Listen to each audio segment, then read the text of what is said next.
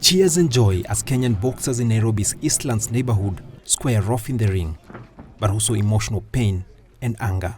This exhibition match was held to honor boxer and coach Raphael Shigali, who Kenyan media reported was killed by the police gunfire during July 12th anti-tax protests on a street he grew up.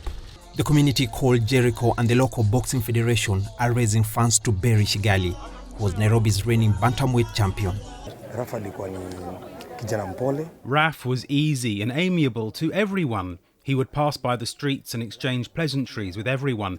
We value him because he made a name through boxing and went ahead to become a national champion, becoming even more famous across the country. Married to Shigali for 13 years, Judy Wanjiko is left alone to care for their 3 children.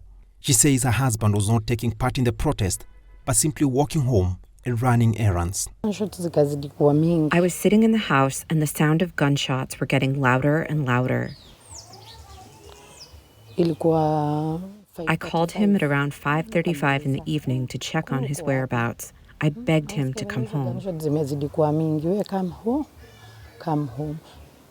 Shigali was credited by many for helping to popularize boxing in his community. Wanjiko says she wants more than just his medals to remember him.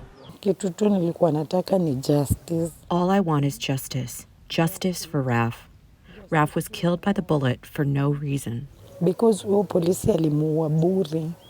Rights group Amnesty International says at least 18 people have been killed this month in clashes with police during opposition-led protests against the rising cost of living and tax hikes.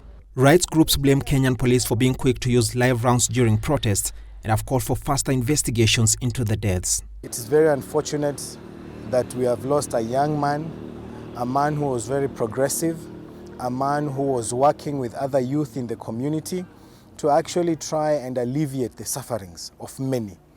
And to see that he has lost his life in this manner, it's really, really unfortunate.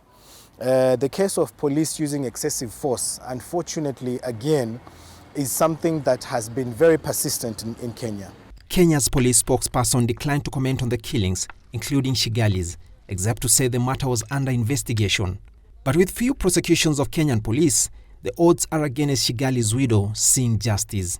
And with both the government and the opposition so far unwilling to back down, Wanjiko's children are unlikely to be the last to be left without a father. Francis Ontomwa for VOA News, Nairobi.